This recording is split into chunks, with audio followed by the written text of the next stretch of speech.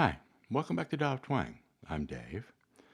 So, little footnote to that B minor, slow B minor groove from a couple of days ago. A lot of folks have been working on that and got some good comments about it. And I went back and looked at it last night, watched it after it had been up for a couple of days, and I noticed that I was playing this Telecaster kind of like an acoustic, almost like a nylon string. That was the feel of it. And that's okay. And I thought, like, for a minute, I started thinking crazy, like, man, I gotta go get a nylon string acoustic right now. I actually have one, but it's in disrepair, to say the least. Um, but then I was like, okay, or another option is really embrace the Telecaster on this and do some deeper bends and bend up to those chord tones and stuff and really harmonize some of it more. So in that demo that I just did today, there was more of that, right? I was I was still using the same kind of mapping of the triads and the chord tones and things, but I was doing a lot more bending up to them and stuff. So I thought I would share with you today a process that I use when I'm rehearsing to play some new music that I'm not familiar with, or creating a video. These days, I do this a lot when I'm making content for this channel.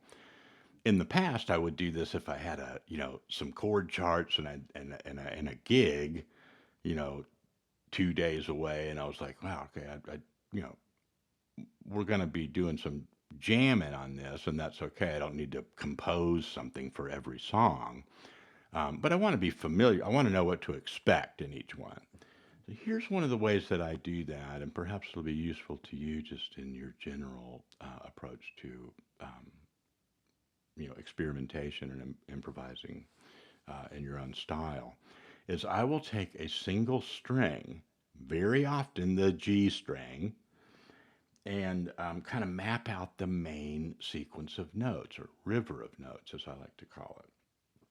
And I'll show you this in just a second. And then I do that sometimes very mechanically. I almost use my finger like a stylus, like my index finger, to just kind of track it out. And then I'll start bending up to some of the next ones from the note below it. Okay, rather than just fingering them and stepping up with my hand. Here's what happens. Now, we know that it's that D major sequence of notes, but I don't really think of it that way. When I'm doing this, it's more about the sound of it.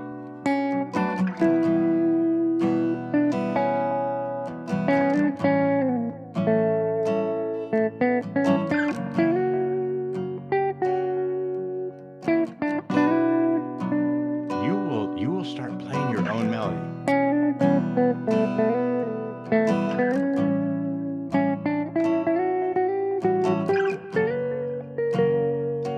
Oh, had to make a little adjustment. I could kind of instinctively tell that that last chord was going to need to be an adjustment. Now, I'll start bending to some of them.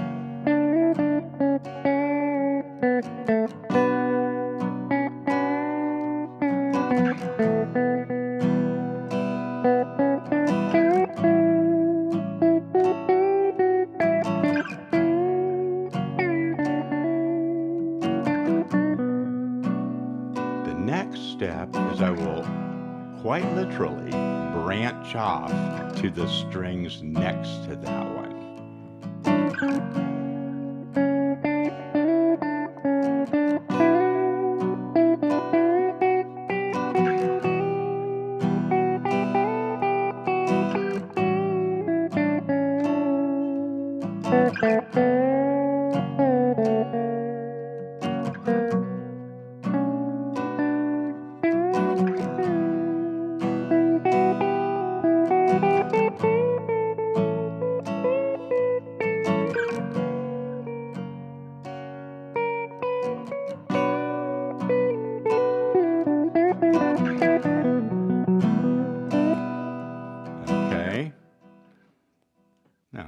little bit longer demonstration there, but I want you to kind of witness that process, right? Obviously, that's not something, what just happened is not something that you need to be, back engineering and copying. It's completely, uh, uh, uh, happening in real time. So I hope that that demonstration and the way that I'm talking about this just kind of, you know, shows you, invites you into that space, right? This is a very self-discovering method. And then you almost kind of like just look for the treasure, look for the notes that feel and sound good, and then you kind of recognize, oh yeah, that's I see, that's D major, that's uh,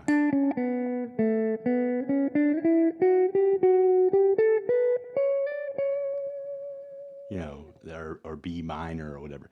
And if you don't, don't worry about it. So there's kind of two ways to come at this stuff, right? There's the, analyze it all first and then start playing, or start playing, and both ways work, right? But if you get all that going in both directions, you learn a lot more from different channels, okay, both physically and intellectually. So that's a great exercise to just kind of learn to trust your muscle memory. And you hit one that's not that great, you just adjust it up and down, you bend it, you work with it, right? So the only other thing really I want to add along with that, that's kind of the thing to experiment with on this. Um, and then, you know, take note. You can stop and analyze each chord too, um, but start to, try to identify, at least, like if we know that, let's take the B minor. Like if we know that this is the fifth, you can see that it's the fifth, or get there by taking that sequence of notes, but start on B, okay, and walk it up five. That's the fifth. The note is F sharp, for that B minor. So if I bend this one, there's two bends I can do to get to that note. That one, or this one.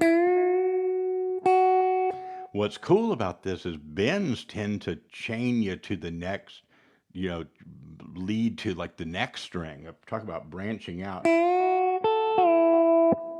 Oh.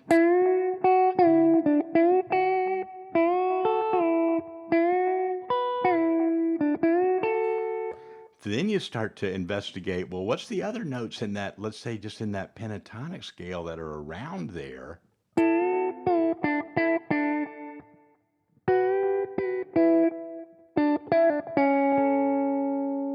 Okay. Now, one chord at a time here at first. So that's a nice one, just to, you can.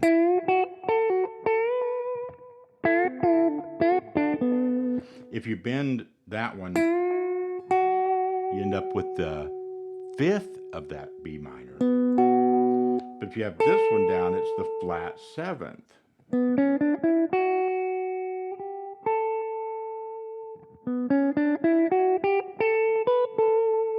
Okay, I didn't play a minor seven chord when I made that backing track, but a minor seven chord would work great there. And, check your theories out with your ear. So now that last, it happened to land us right where it wasn't the best, of course.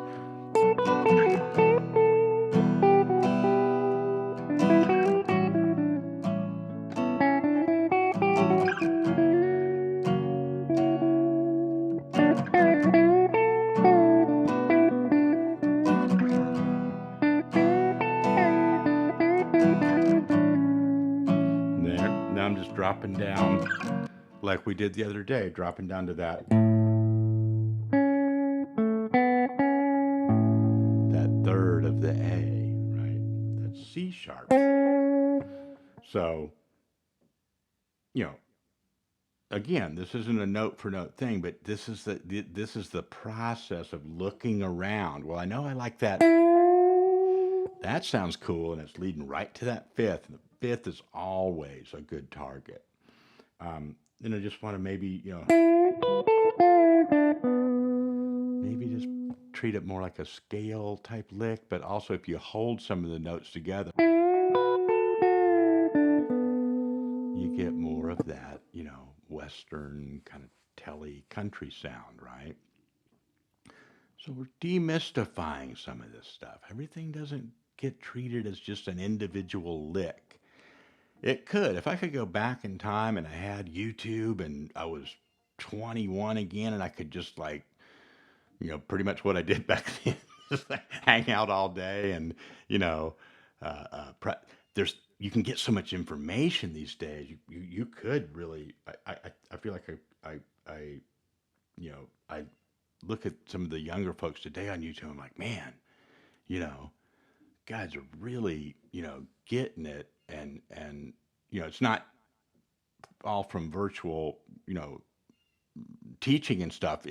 They're going out and jamming and getting that from other players and stuff. But for most of us, the YouTube thing is just a phenomena.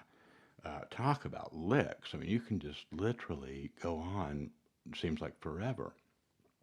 This is more of some of those standard maneuvers, but kind of how to look for stuff like that on your own too. So let's take the E minor and get a little plan for that.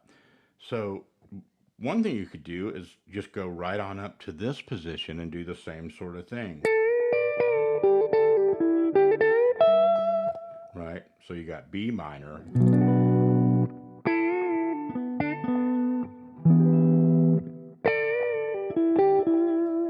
Okay.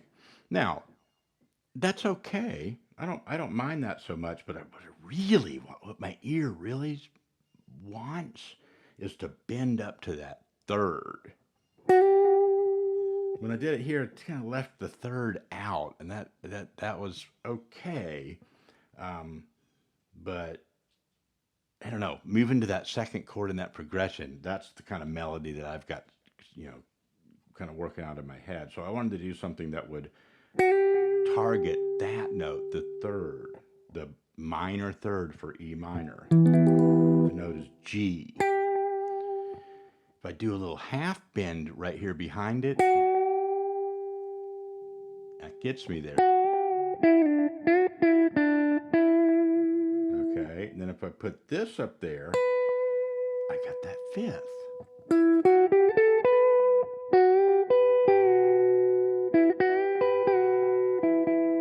And there's my root.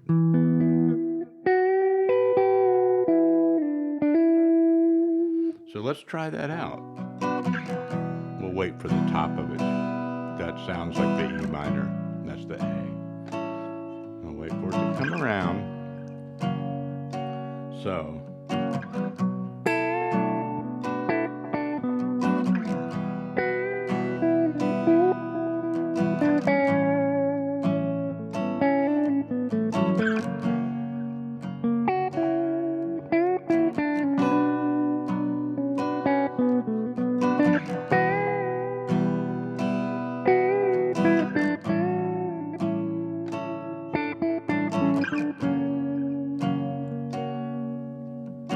Okay.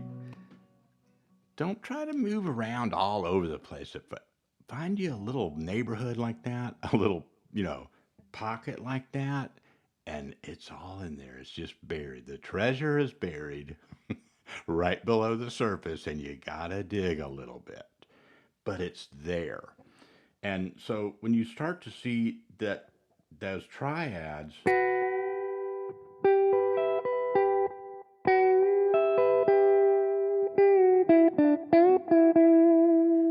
and then you go back to that kind of G string, line.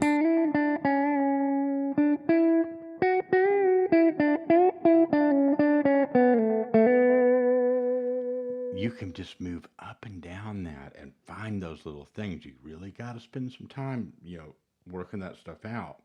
And when I was demonstrating that a moment ago, one time I pushed this one too far and it kind of it went sharp. It went past that. Easy to do that when you're just trying on an electric guitar, when you're just trying to get it a half bend like that.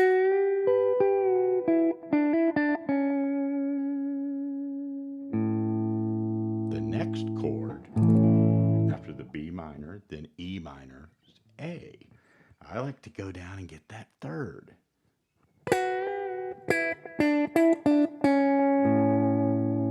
Right? Now, not really bending up to that one, but keep this process going. If you're ambitious, you're like, wait.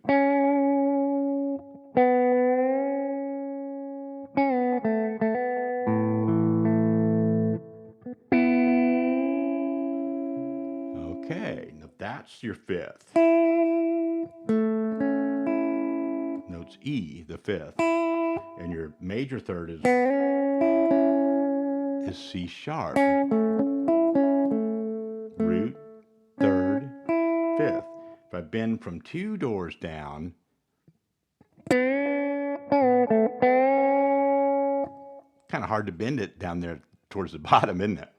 So, could do it up here a little easier. If I put that one down, I'm going to have a third and a fifth.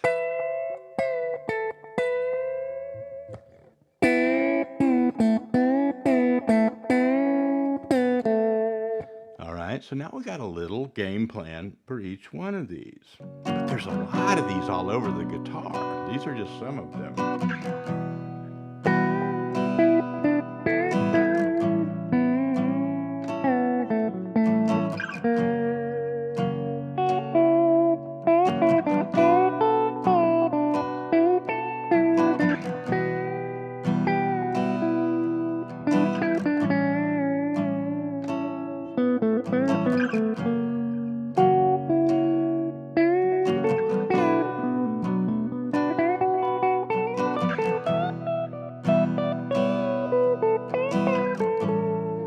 Then just some of your blues licks.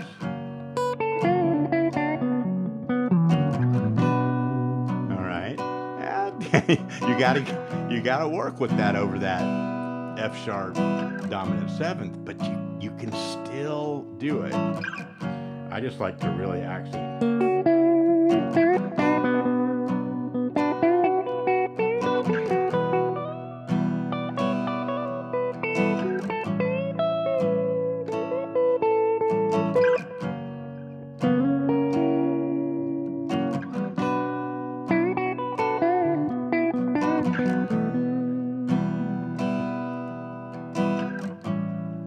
Okay, I'm getting sloppy there, so it's time to time to move on. Um, I hope that there was quite a bit in there, and you can go back and look at some of those specific licks. But we really went through today was another process of discovery. Really spend some time on that G string, that mapping that out, kind of that one finger deal. Then put the bends in. Then look for the adjacent harmonizing chord tones, especially on the B string above it.